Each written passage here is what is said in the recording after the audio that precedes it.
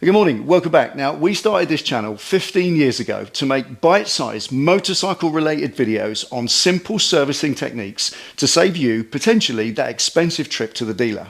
Especially when it's simple domestic servicing, changing oils, changing filters, the sort of thing you absolutely can do yourself. And often it's just the fear of the unknown that stops us from doing it ourselves. You can buy a manual, you can buy the parts, and with some basic tools you can do these kind of maintenance jobs easily yourself at home, saving you a fortune. So today, this is exactly one of those videos, a gearbox oil change on a Harley Davidson Electra Glide Ultra Limited. Let's go.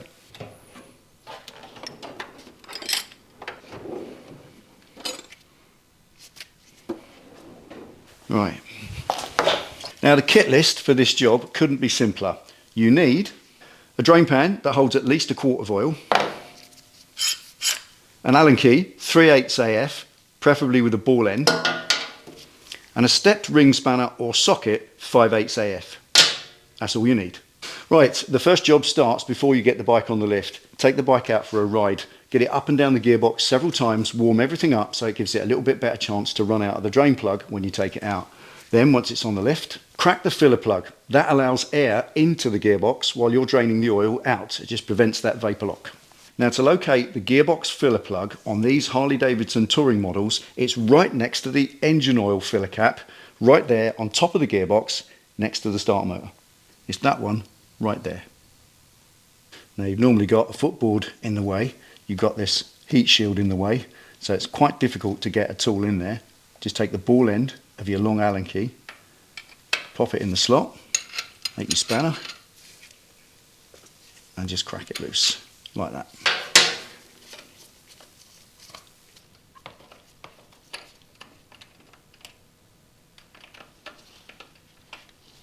Now just take the drain plug out and give it plenty of time to drain because it's quite thick. Right, underneath the bike you've got two drain plugs. That's the one for the engine, don't touch that one. That's the one for our gearbox. That's what we need for today.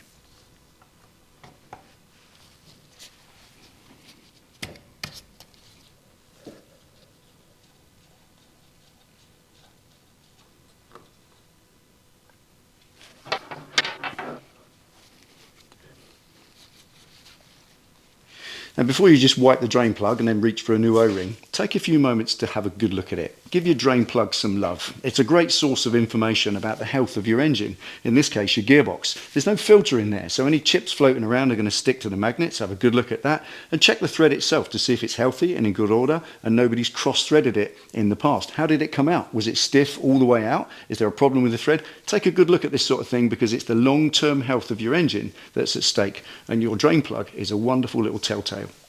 Now thankfully no swarf or chips on the magnet whatsoever, just that typical grey paste that you get, which is quite normal and quite acceptable. Thread looks good, nice condition, and I'll hook the old O-ring off and anything else that was there. Look at that, looks like a bit of sealant. Yeah, that's a little bit of plumber's tape there. Standard way to seal them.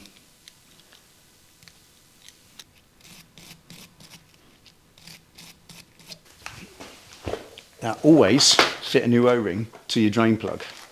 I think we all know that by now.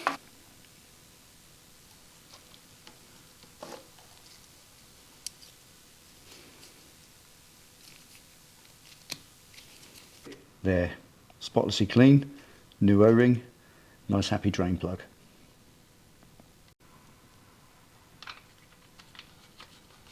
Plug back in.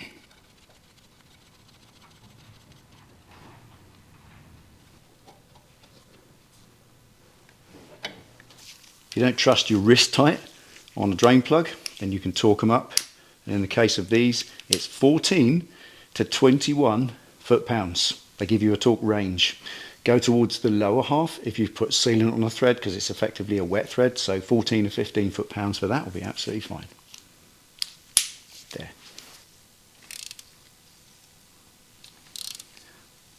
And you'll feel it tighten up as the O-ring seats in its little groove,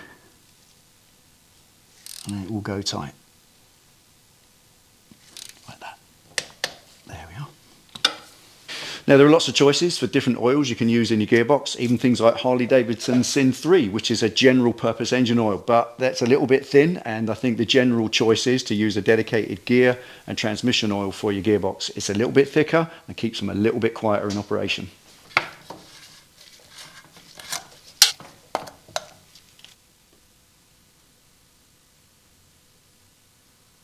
It's off.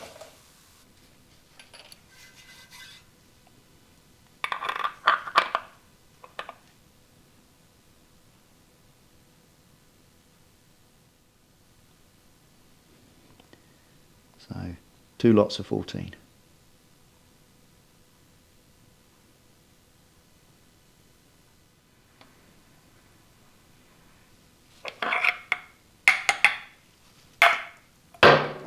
With a dry clean stick, drop it in and screw it in to check the level. So it's screwed in all the way to check the level. And there that is on the bottom of the stick, so it needs a tad more.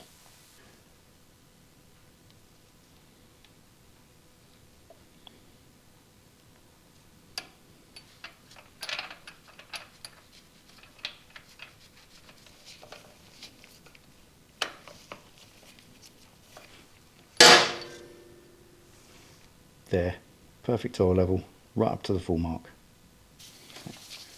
And put your dipstick back in for the last time. Just nip it up gently. Right, there we are. The job is as simple as that. Drain it out, fill it up, check the level's correct, move on. Happy days. Now I just want to say a couple of things if I can at the end, both of which are quite important, that if you're going to start doing this sort of thing for yourself will help you and serve you well going forward. Now I get asked a lot about flushing oils. Should you put a flushing oil in your gearbox to get all the old stuff out? Well, I prefer to do a double change, because flushing oil itself is a solvent, and any of that solvent left behind is going to attack your new oil and thin it out slightly, and you don't want that. So simply put your fresh oil in, get another litre in 50 miles time and change it a second time, and then it really will be clean. That's a far better way to do it. And finally, if I could give one little piece of advice if you're going to service your Harley-Davidson, is invest the money in a genuine Harley-Davidson service manual. I've said this so many times. They are honestly worth it. Yes, they're a lot of money, they're very expensive, but it is worth it, because the information in there is gospel. It's correct. Not just the torque values and the oil levels, but things like the procedures for your servicing. They'll walk you through the jobs step by step. They're really easy to follow. So if you want to invest any money in tools, consider a manual to be the most important tool you buy. Anyway, that's it for today. Thanks for watching. Take it easy, ride safe. We'll see you next time.